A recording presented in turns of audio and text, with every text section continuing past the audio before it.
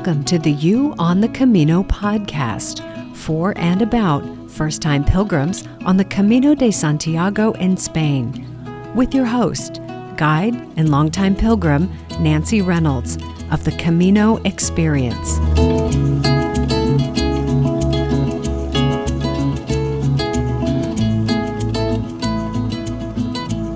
Hi everyone, this is Nancy with the Camino Experience, and I am so excited to be here with Amanda from Sydney. Hi Amanda. Hi Nancy. I'm so glad you agreed to join me to talk with us about your upcoming Camino. Will you start, Amanda, by telling us a little bit about your plans, what route you're walking, when you're going, where you're starting, and how long you'll be out there? I'm doing the Portuguese Camino with a friend, and we leave Porto towards the end of September. And I'm actually doing a combination of routes. So we start off and we're doing the Senda Litoral, which takes us along the coast of the Douro River. We then join the coastal route. We then cross over and join the central route. And then we cross back at Pontevedra and finish by doing the spiritual route, which then takes us into Santiago de Compostela. We've allowed ourselves 14 days of walking, no rest days, but pretty steady walking most days. So we'll basically end up in Santiago, probably sort of the end of the first week of October or thereabouts. That sounds like an amazing itinerary. Did you say you're starting in Porto? We are. Have you been to Porto before? No, I haven't been to Portugal or Spain. So in fact, one of the motivations for doing this Camino was to combine a sense of travel with physical exercise and a sense of exploration. So that actually, it's interesting you asked that question about whether I'd been to Porto. The original motivation for doing this Camino was quite different to what it ended up being later on. And the reason I mention that is because I first heard about this Camino probably about 10 years ago, but I was so busy with my work life, I just didn't give it another thought. And then probably about 3 or 4 years ago, my personal situation changed with my dad becoming very ill and getting very old, so I had to retire from my business. And I know it sounds really a bit hocus pocus, but I had this calling, so to speak, and I thought, I'm going to do the Camino. And part of it was because my dad always encouraged me to do things while I was still younger and physically able. And at that time, 2 weeks, Porto to Santiago de Compostela fitted in within a 2-week time frame. So that's what I picked. Oh, that's perfect. I think you said hocus pocus. Oh, when I think there is some people who talk about having the calling or receiving the calling. And I thought, oh, that sounds a little bit weird. Don't you just go on a walking trip? And over time, my perception of the Camino has changed from being one of, let's do a lovely walk where we go into cathedrals and stay at little farmhouses and meet people, to one of, yes, we can do all of that, but let's also take advantage of the opportunity to explore a little bit about ourselves, do a little bit of reflection and introspection. And that's what I mean about some people not understanding this concept of getting the calling. And I don't tell my friends that because I think they'll think that I'm a little bit weird as well. So just internally, I felt that now's the time. I appreciate you explaining that, because people who haven't yet walked the Camino may be a little leery of what they're calling a calling. It might feel a little funny, and they might be like, you're not certain you want to share it with your friends. They might not want to share it with their friends. I will tell you, though, that anyone, well, maybe not anyone, most people who have already walked the Camino completely understand what you just said. Mm-hmm. Well, if I can take a step back, my original plan, it was to go next May in 2023. And I organized with a different friend to go with him. And then for some bizarre reason, I woke up in probably May, which would have been the first anniversary of my dad's death. And I rang him and I said, Chris, I've got to go. I've got to go now. I can't explain why, but we've got to go. Can you come in September? And unfortunately, he couldn't come. So I started planning on my own. And that's what I mean about having this calling. There was this urge to do it now and bring it forward. And I can't explain why. I'm not sure you have to. I think it can go unexplained. And perhaps when you finish walking, you'll be better able to explain it to yourself. Sure. Yeah. Yeah. That really resonates with me, actually, Amanda, from what I've seen and heard from other people. Okay. Yeah, it really does. A calling. I would like to ask you to imagine that you're in Porto at your starting point and your bag is loaded, you're ready to go.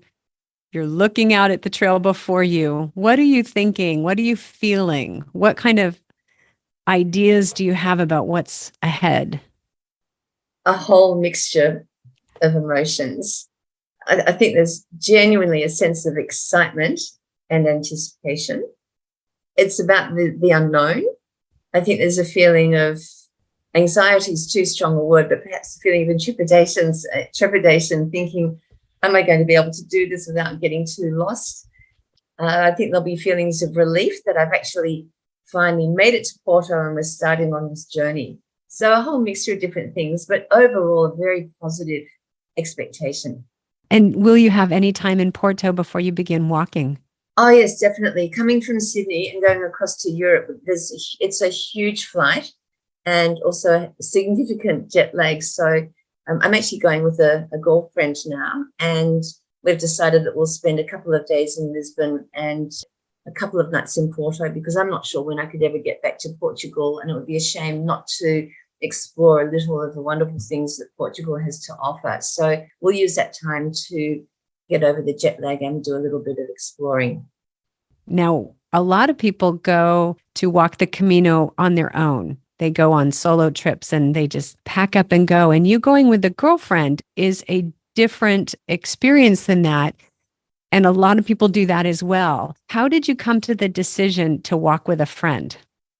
This is a bit of a convoluted story, so I need to step back a little bit to probably about May in 2018, when I started to feel, oh, this Camino is starting to intrigue me.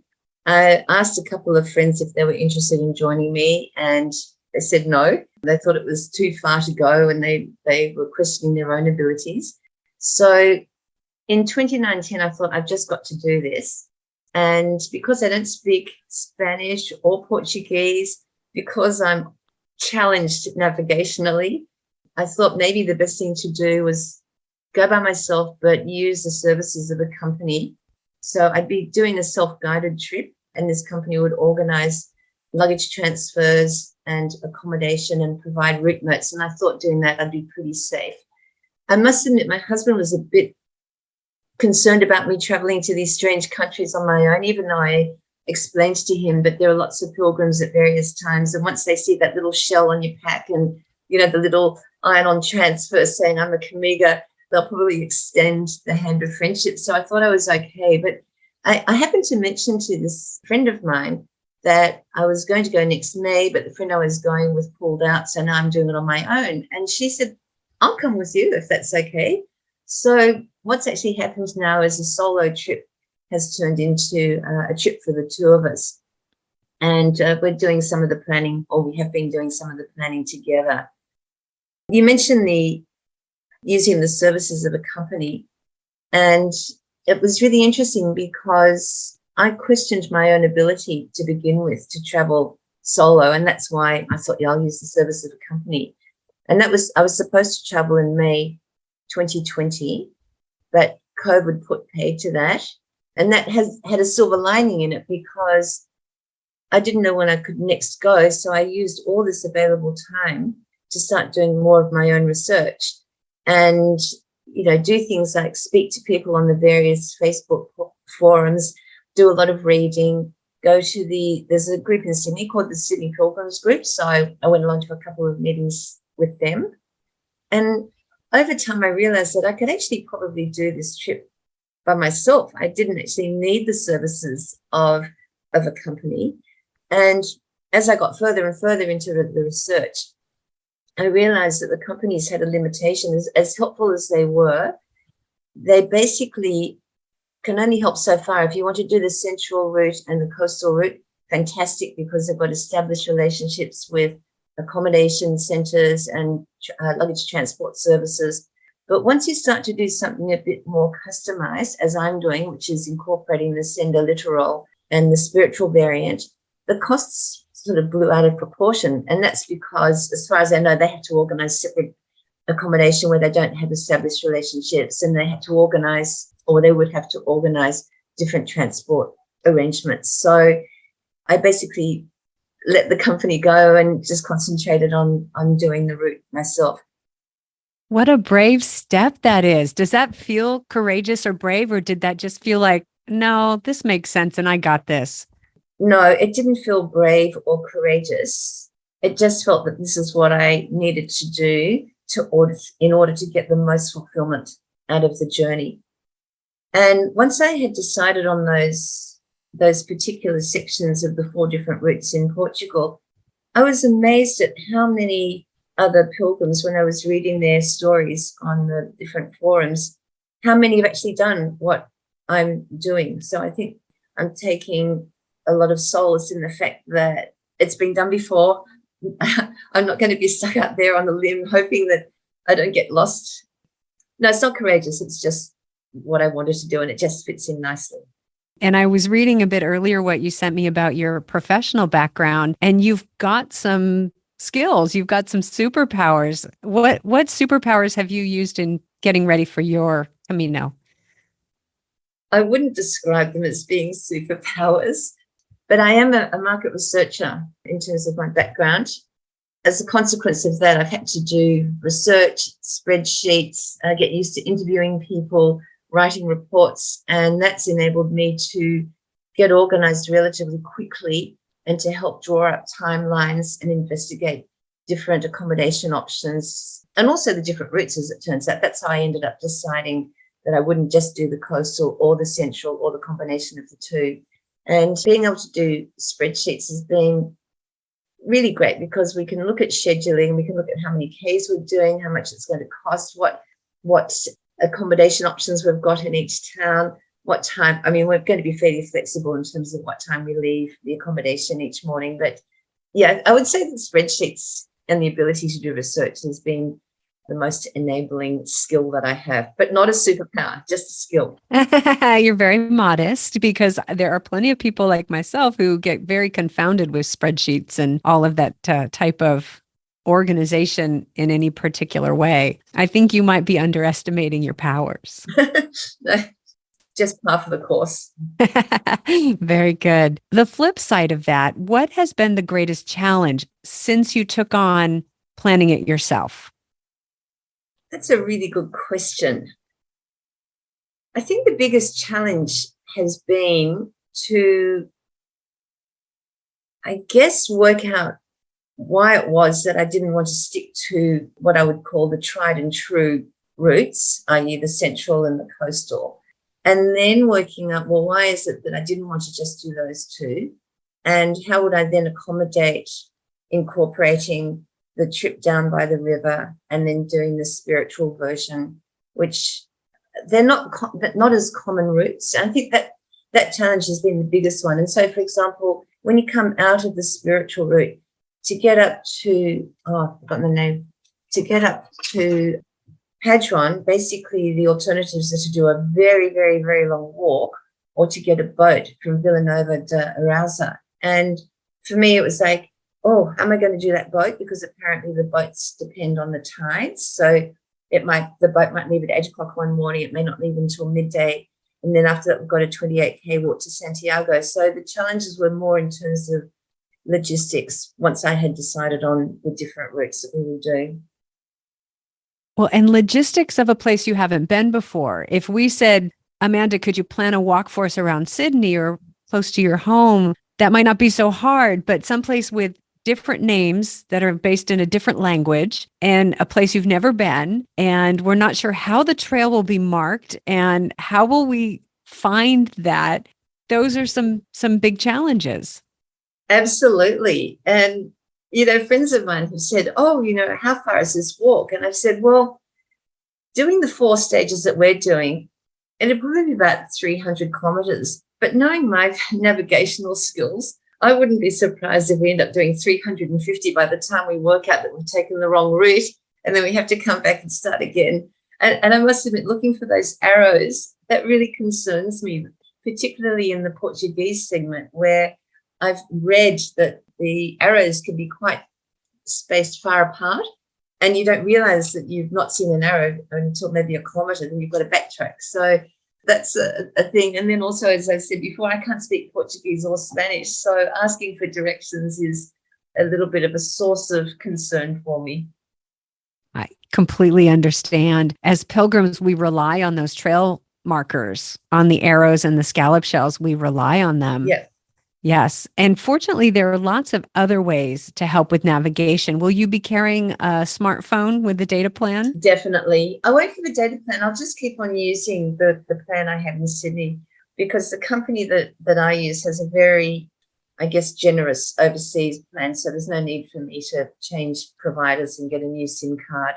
So I'll do that. But also I've downloaded Wise Pilgrims and also the Camino Ninja app, although looking through the Camino Ninja app, it's probably not as appropriate for us, just because we're going on different villages and in different stages compared to what that app covers. So yeah, we'll do that. We'll use Google Maps along the way, and we will rely on the kindness of strangers, I think, if we're going in the wrong way.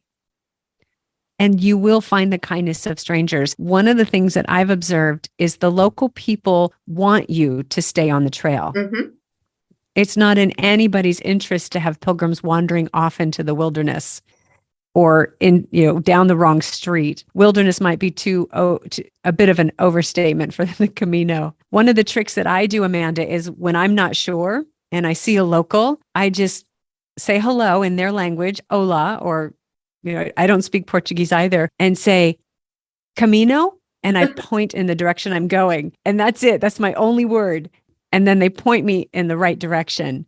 And I've noticed that the local people keep an eye out for the pilgrims. So if they see you getting ready to miss something, they'll call out to you and help you stay on track. It's in everybody's interest. I've heard that. So as I said, I'm relying on the kindness of strangers in case we get lost. You will definitely find it. There's a couple things I want to ask you about. The friend who you're traveling with, have you ever traveled with her before? No. And in fact, she was my physiotherapist, and we've developed a friendship just over the last couple of years based on our mutual love of walking. But aside from walking, we don't really see each other socially. We get on very well. We give each other space, but we realized that in order for this trip to work well, we needed to establish a few ground rules ahead of the trip, as opposed to making them up on the trip. Very smart. Would you be willing to share with us your ground rules? Oh, sure. So although we're traveling as friends, we're not joined at the hips. And by that, I mean, we're not doing everything together. And in fact, when I first mentioned to her that I was thinking of doing the Camino, she said to me, are you expecting that we'll share rooms? I said, Andrea, after you spent the whole day with me, the last thing you want to do is spend the whole night with me as well. So no, it's probably best that we get our own rooms, given our ages and also given the fact that we don't know each other that well. So the first thing is, if we choose to walk faster or slower than the other person, then that's fine. We might agree that we'll see you in 10 minutes or, in an hour at the first available cafe. Another rule is that if we meet somebody along the way and we feel like walking with them the next morning rather than each other, that's also fine. We also have this rule that if one of us gets really tired or sick, we have no hesitation in getting an Uber to get to the next village.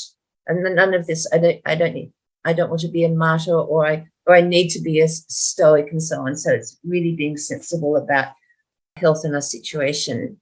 And related to that, we've also said, and hopefully it doesn't come to this, but if one of us gets seriously hurt, for example, we trip and we, break an arm or a leg or something like that, as a friend of mine did when he was talking on the phone and broke his shoulder, that the only requirement is really to make sure that person gets into hospital and settles safely, And then it's up to the non-affected person to decide whether she will continue on the way without feeling any sense of obligation that her trip has to be compromised just because the hurt person can no longer continue in the time frame.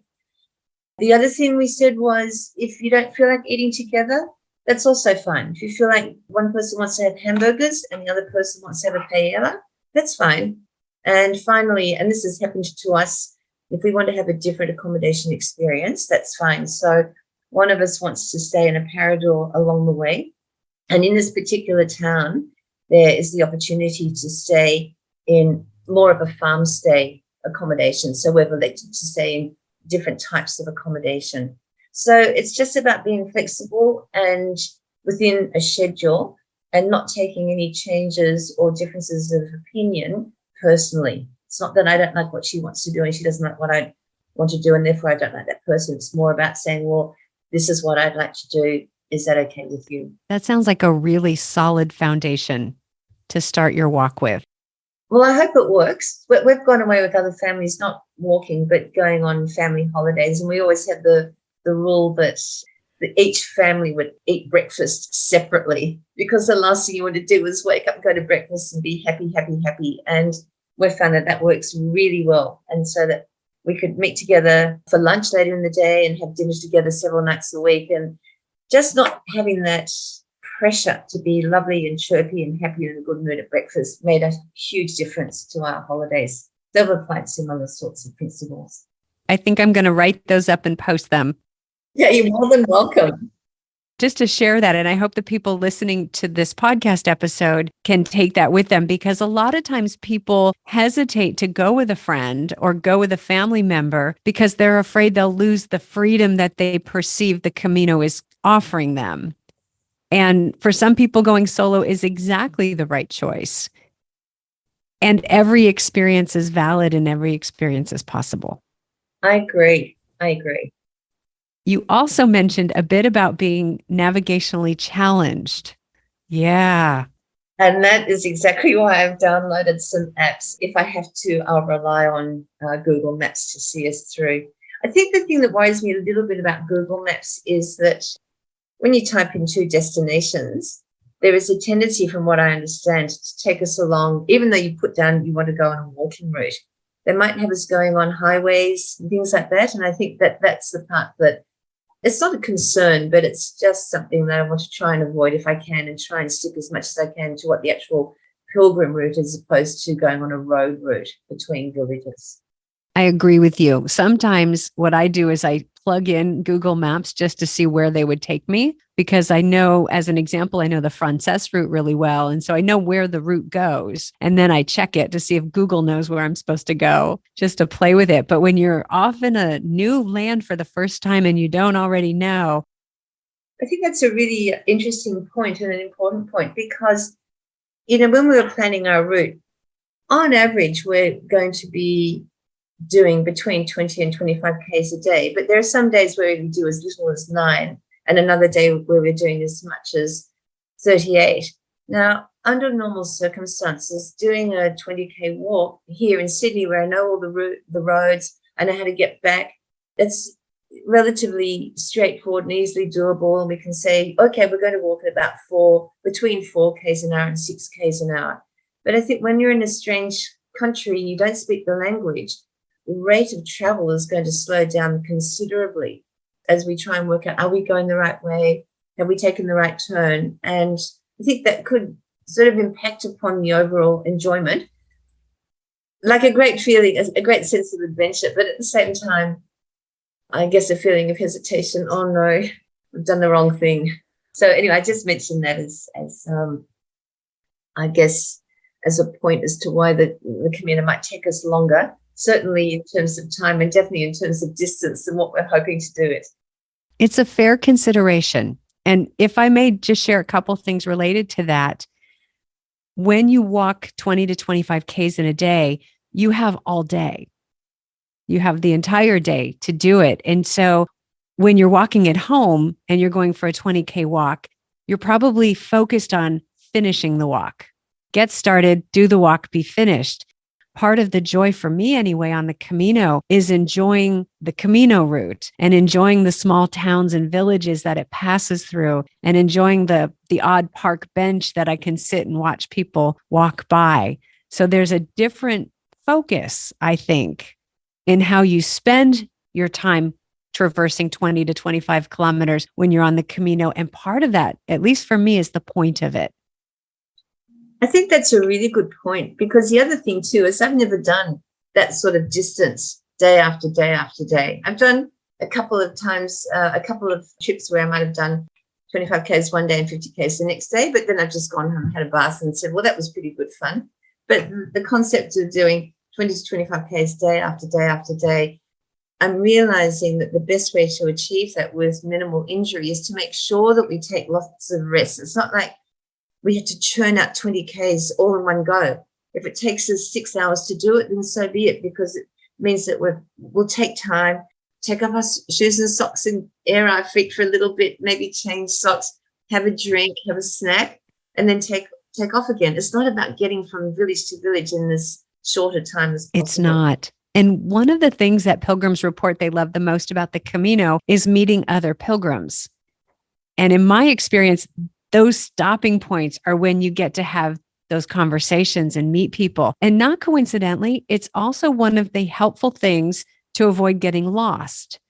Because when you get a group of 5 pilgrims together, for example, one might have one guidebook, one has another guidebook, one has this app, one has this app, and one has Google Maps. So you can confer and talk about the next arrow or the next scallop shell. Do you feel like we're going the right way? And that's part of the experience of the community of the Camino. That sounds great. I'm so looking forward to that interaction with other pilgrims, or peregrinos as they call them, along the way. I think that's part of the whole Camino experience. I think so.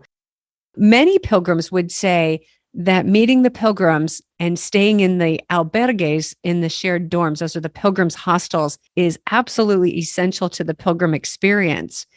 You're choosing to stay at other types of places, which makes my pilgrim heart happy, because for the first 5 years I was on the Camino, I stayed in albergues, and then I started upgrading to private rooms, and it really improved the experience for me. It was a personal choice of honoring my needs. How did you come to the decision to stay in private rooms? That was relatively straightforward. Both my friend and I are in our mid-60s, and the thought of sharing a dorm with 16 other people didn't really appeal to me very much. But perhaps more importantly, I got a bad back and a bad shoulder, and I needed to be certain that I could rest well each evening. And that meant choosing places that weren't dormitories. So we're not staying always in hotels. We're doing, in Australia, I guess we'd call them farm stays. But I think over there they call them casas, like houses or people's homes. And then just having a private room and then being able to unwind properly, certainly for me, and I think also for my friend, was a very important part of enjoying the Camino. Do you feel like you're missing out on anything by not staying in the albergues? I do. I do feel that missing out on those communal meals will be a missed adventure and a missed experience. But I had to weigh out the benefits and the weaknesses. And for us, the benefit of having private accommodation outweighed the opportunity or the benefit of having a community meal, particularly, or communal meal, particularly if we would bump into people during the way and we could have lunch with them or agree to meet them later on for drinks after they'd had dinner. So we will still get that communal feeling. It's just not in an albergue. And I think one point that gets missed is that the people who stay in places with private rooms in the farm stays, and you're right, they're called, in Spain anyway, they're called casa rural, rural house. In the hotels and in this hostal, which is a small hotel, those places along the Camino, guess who's staying there? It's pilgrims. And so you'll be able to meet pilgrims and say, hey, we're going to go to dinner at this place. And some of these places even provide a community meal or communal meal. So there still will be opportunities to share meals with people.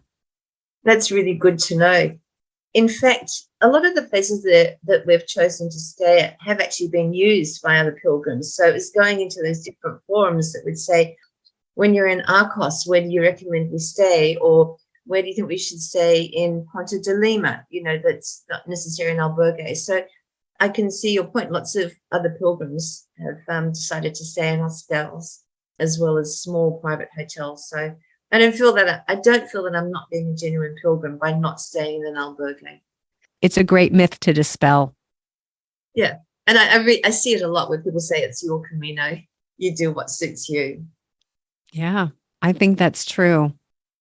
So you talked about reading things on Facebook and people making recommendations, stay here or try this. Will you share with us your top sources of information? Sure. Okay, so I bought the John Browley book. I think everyone does that. Well, most people do that, just as a starting point.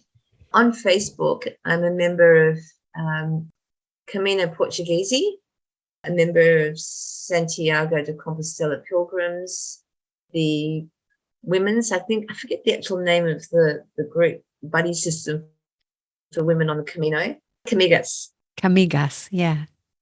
Camigas, thank you. And then there's another one for the Portuguese Camino Pilgrims. So they're the ones that I tend to look into every so often. But the most frequently used one I use is Portuguese Camino. I find that to be the richest source of information.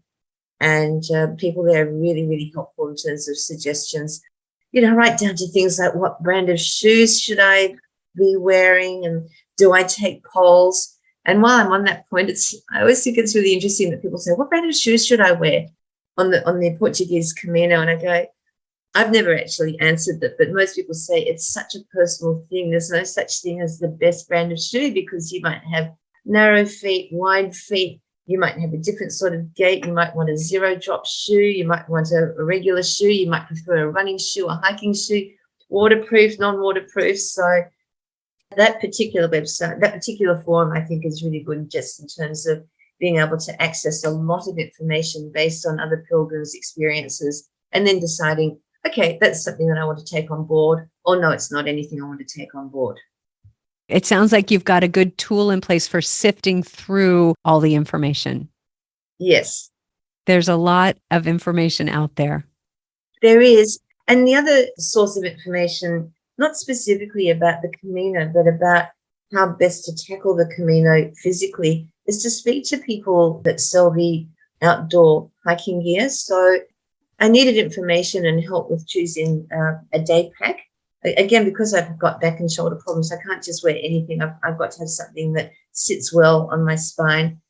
And then with regard to shoes and the use of poles, those people in the shops are particularly helpful in terms of, well, if you're going to be walking on cobblestones, I suggest you have a more rigid sole. And then when you switch across to a normal bush track or footpath, then maybe just a regular running shoe or trail shoe will be absolutely fine for you. So the people at those outdoor equipment stores are another source of terrific information, not so much about the Camino, but about equipment. That's a really great point. There's a lot of expertise at these stores. There is. And in fact, that just reminds me, another point of discussion is the use of poles. And the Portuguese Camino, I understand, is a lot flatter than the French Camino. So there's some debate as to whether or not you should take poles. And for me, I'm taking poles mainly because they help with my balance and they also help set up a rhythm. I know that the clack clack apparently can be clack clack sound of the poles can be annoying to other people, but as long as there are not too many people around me, I think I'll always use the poles. Do you have the rubber tips that go on the metal tips? I do. And even so, I've been walking around in Sydney and even the rubber tips don't get away from that clack, clack, clack, clack noise. Yeah, you do get, yeah. You get a little bit. Yeah. I think if you walk in rhythm, after a while, people get used to it. It's when you do things in a syncopated fashion so that people can't predict when the pole's going to hit the pavement next. I think that's when they get upset. Yes. I think also sometimes it sounds like people are mad at the ground. All right. How was your experience when you started using the poles? Did it come easily to you or did it take some practice? Oh, I've used poles for quite some time because I've been a keen walker and Have you heard of that thing called the Oxfam Trail Walker? Which No. basically it's a charity. It's a 100K walk, and it started in Hong Kong and then it moved to different countries around the world. And it's basically teams of 4 that have to complete the 100Ks within 48 hours. But you go through incredible bush tracks and amazing landscape. It's not on a footpath. It's basically in bush terrain. That's when I was first encouraged to use poles, because you'd be going up quite steep paths and coming down steep fire trails, and the poles were very, very good for balancing. And so I've been a big fan of poles for a long, long time. So for the Camino, there was never a question as to whether or not I'd be taking them. Of course, they're coming along. Absolutely. They're coming in my hand luggage. I've got the collapsible, they fold into a Z shape, so they're nice and small and compact. And because I'm so small anyway, short, they're quite short, so they'll tuck away neatly into my day pack. I'm with you. I don't walk without poles. Yeah, you don't have to use them all the time. If you're walking on level land, by all means, just fold them up or tuck them away in your backpack. But as soon as the land becomes uneven and you're doing rock scrambling or something like that, then I find they're quite helpful. Or even just going uphill, I find they help push so that my legs don't have to do all the work. So my arms help out too. And then my triceps get all built up. Exactly. Yeah, I feel like, woo, look at me. Yeah, a great way of getting rid of what we call tuck shop arms. You get the flabby bits under your arms. I am familiar with those, sadly. Let me ask you, are there any questions that I can answer for you? Anything you haven't quite gotten a handle on? At this stage, I think we're relatively well prepared as far as planning is concerned. I think where some issues are going to arise is once we're actually on the trail. I think the idea of how do we prepare for meals is going to be an issue, because unlike in Australia, in Portugal and Spain, my understanding is that a lot of the cafes and restaurants and even some of the equivalent of our supermarkets close down for 4 hours in the middle of the day. So it's a question of how do we plan for our lunch and our snacks along the way. Also, the issue of water. Now, I'm trying to make my pack as light as I possibly can. So I'm thinking I'll just start off with 1 litre of water, whereas I would normally carry 2 litres of water with me, in the hope that 1 litre will see me between villages or between cafes or between shops. So I think, any advice you can give me there in terms of how to prepare for nutrition would be really helpful. Yeah, I'd be happy to. This is one of the things that I find the apps are very useful for. The apps will tell you which towns have shops where you can buy food and which ones have a bar. In Portugal, I'm not quite sure what the bar situation is, but in Spain, once you cross into Spain, the bar is the place for everything. It's where you get your coffee or tea in the morning. You get the use of the toilet and Wi-Fi and snack in the afternoon and end of day drink. So the bars are open all day. That's the good news about the bars. They're open morning to evening. What I discovered on my last trip, and I have to tell you, in all the time I've been going to the Camino, I just learned this year. I don't know how I missed it, but I just learned that to eat my main meal midday, my biggest meal of the day midday, because when the shops close, the restaurants start serving lunch. So the restaurants start serving lunch around 1:30 and they go until about 3:30. So I learned to get my midday meal, have that be the biggest meal, and then in the evening to go to the bar and get a snack and a drink, or to go to the shop when it reopens at 5:00 and get a snack there. And so it's really about learning the opening hours and learning to work with the rhythm of their day rather than what we're used to in our own countries. I used to have lunch at noon, especially like you, I was caring for my elderly dad. Dad ate lunch at noon and dinner at 6, and that's what I did. But when I get to Spain, I start to find their rhythm. And I find that quite enjoyable once I surrender to it. Oh, that's really good advice. So when in Rome, do as the Romans do, basically. Yes, yes. That will be an interesting change for me, because I tend not to eat really big meals anyway. I tend to have lots of little meals throughout the day. So if it's having a bigger meal in the middle of the day, I'm worried about then going into a food coma and having to sleep it off for an hour or so before I continue the journey. But anyway, I'm sure we'll get used to it. The other way to manage that day is, especially on your shorter days, you'll be done walking in time to go get your midday meal. Oftentimes, that would be my goal, would be to finish however far I'm walking so that I could even have a late lunch. Sometimes I would have lunch at 2 or 3 o'clock because I've finished my walking by then. And then I would go have my meal, and then I'd go have a shower, and then I'd lie down for a bit. And then a couple hours later, get up and go get a snack and something to drink.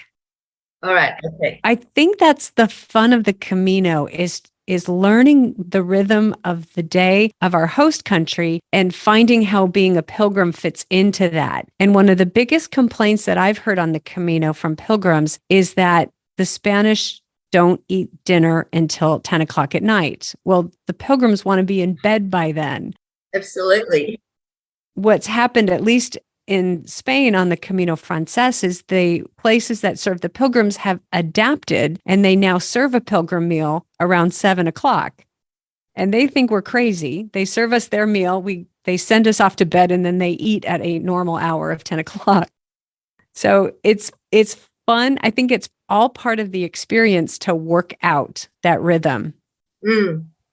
Definitely. Did you find there was any antagonism at all towards the pilgrims by the locals in terms of, oh, the pilgrims are taking over our area, we just want to be left alone?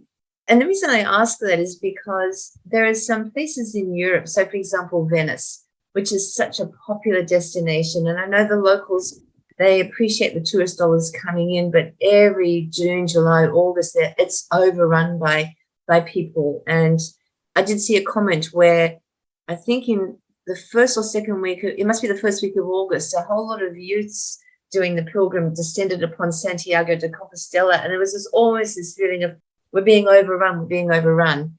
So did you ever encounter any of that, not antagonism, but perhaps resistance towards the presence of pilgrims? I wouldn't characterize it as resistance. What I have seen is fatigue, where people who serve the pilgrims, especially towards the end of the season, and I'll say the season is roughly Easter to the end of October. I hate to say it, by September, mid-September, the people who serve the pilgrims start to become fatigued. And I think part of that is not all pilgrims are good guests. I see.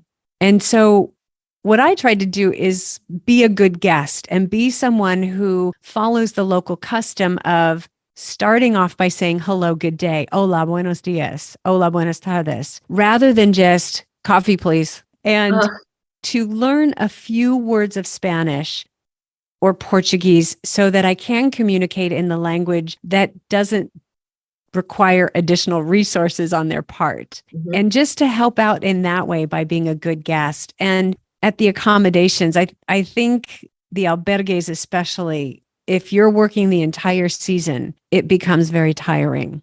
And so I think what we can do is look for ways to be good guests. Mm-hmm. Okay, that's really good advice. And have you found that since you've changed from staying in albergues all the time to doing a blend of the hostels and the private rooms within albergues, have you found that experience of needing to be a little bit more considerate has changed?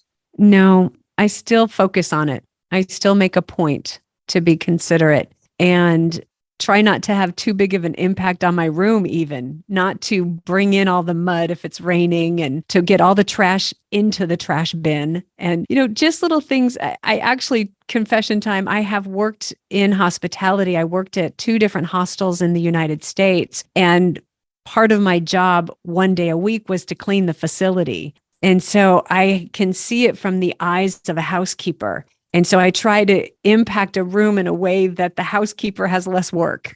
And so I think just to be considerate of the job that they're doing. Hospitality on the Camino is really unique in that the guests stay one night and they're always flowing through, and there's always a new group every single night. Contrast that to something in a let's call it a normal tourist destination where people come for 2 to 3 to 5 to 7 nights. That's less of an impact on your hosts. But what happens with the places on the Camino is every single day they have to hit the reset button and clean the facility and reset the room and change the linens and clean the bathroom, and everything has to be back to zero every single day.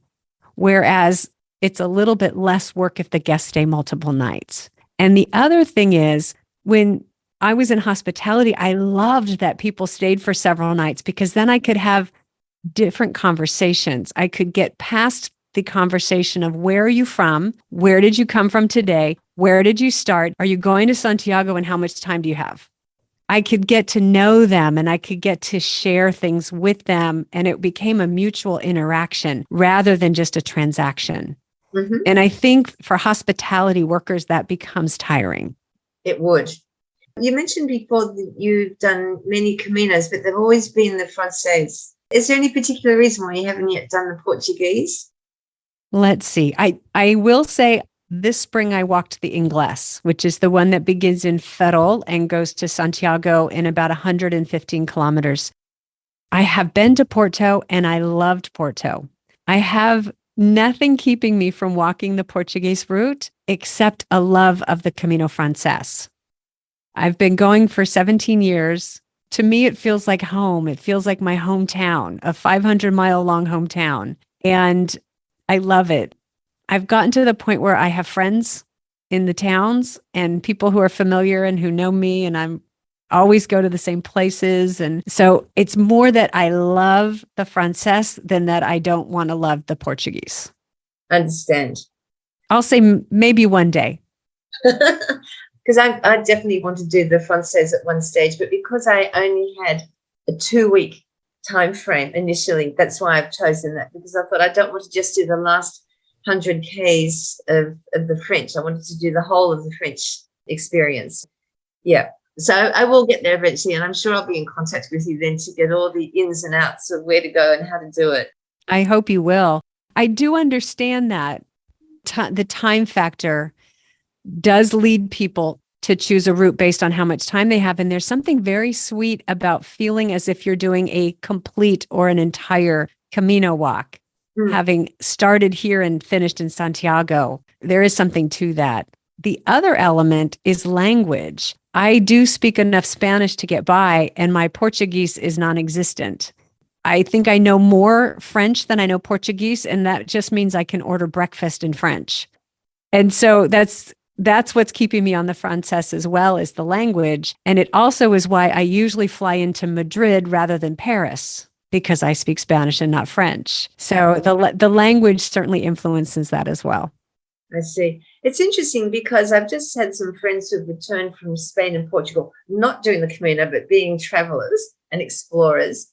And they were saying that there is more English spoken in Portugal than there is in Spain. I think that's probably true. Okay, so I'm not quite as worried because I think I know enough Spanish to say hello, good night, goodbye. My name is Amanda, and do you speak English? And I think I can point to food if that's what I want to order. So I'm not too worried there. And the same thing in Portugal, given the fact they do speak a bit of English, I think I'll be okay there. The other thing is just about everybody speaks what I call travel English. All right, yeah. Many people know the words in English for what you want, and not for nothing, but they already know what you want. They know you want a beverage, food, or a place to sleep.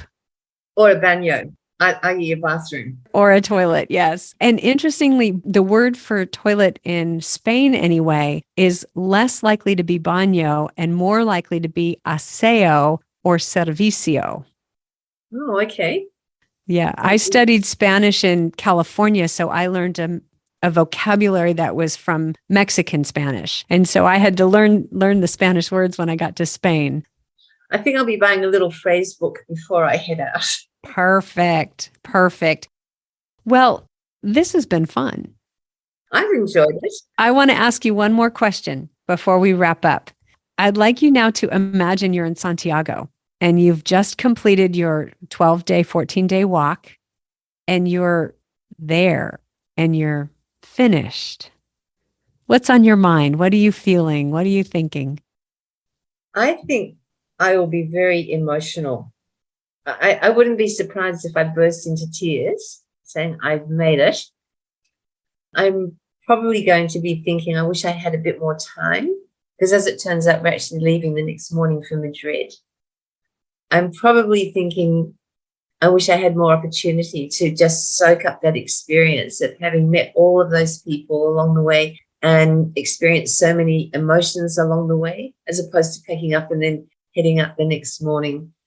But I'll also be happy knowing that there are other Caminos or portions of Caminos that I can do and I can return, and that it doesn't matter how old I get, there will be a way of doing the Camino. If it means relying on luggage transfers, or if it means relying on, perhaps taking an Uber part of the way, then so be it. So, yeah, I think they're the emotions, and those are the feelings I'll have when I get there. So let me get back to you at the end of October and tell you how it was. I can't wait to hear. And I wish our listeners could see the smile on your face. And yours. And yours too. Yeah. Talking about the Camino is one of my favorite pastimes.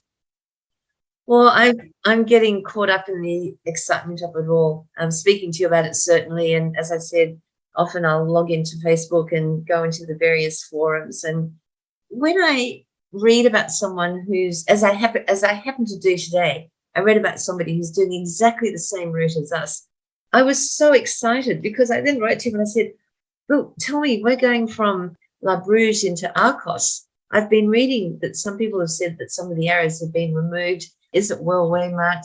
Can you give me some pointers? He then put me onto a link that said, this is how you get from one to the other. Hope you don't get lost. And I thought, oh, that's such a nice feeling of giving and participating, The community of pilgrims is remarkable.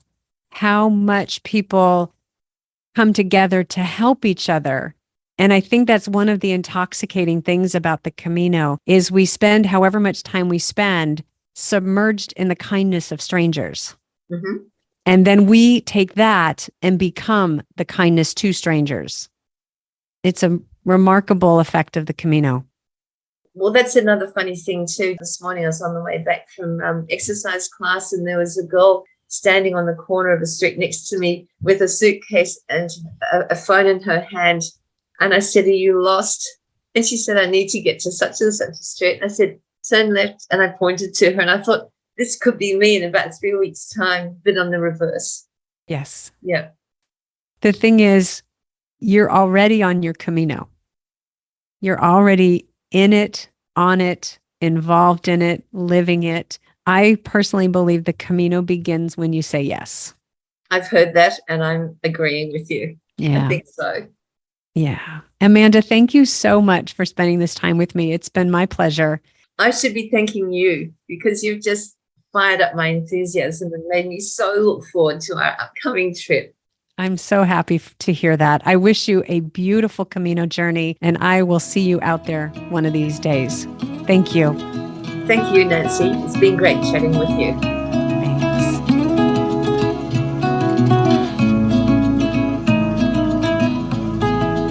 I hope you enjoyed our time with Amanda and all the great tips she shared with us about getting ready to walk the Caminho Português. Now I will share with you this episode's top tip, which comes to you from Santiago de Compostela, where Amanda will finish her walk. Santiago is an amazing city set in the beautiful area of Galicia. It's the endpoint for all major roads of the Camino de Santiago, and in this spirit, Santiago is home to a beautiful and incredibly comprehensive museum about the Camino pilgrimage.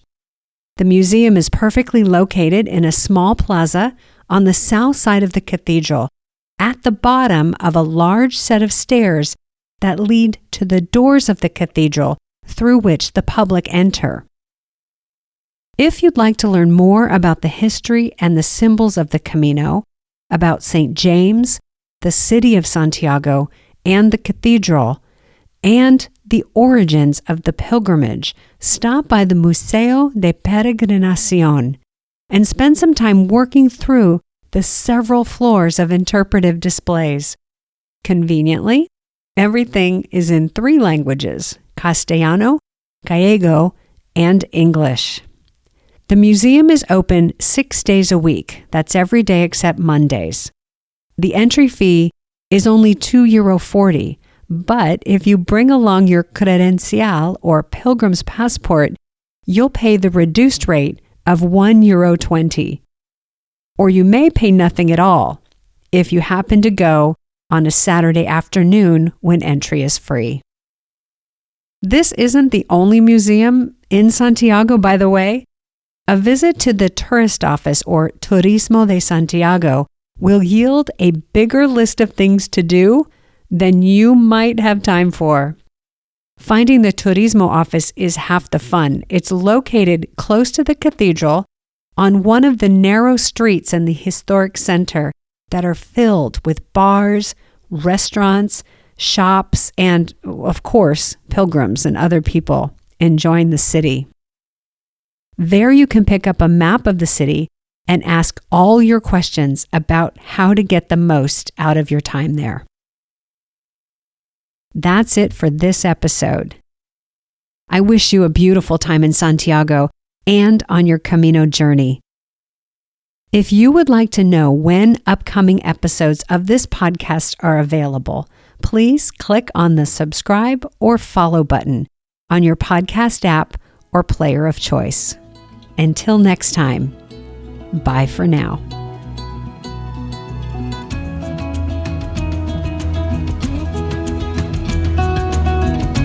Would you like to share your story of getting ready to walk the Camino de Santiago and receive some personalized guidance on your planning and preparations? If you have not yet walked a Camino and would like to be a guest on this podcast, please email Nancy at thecaminoexperience.com or go to the website thecaminoexperience.com for more information.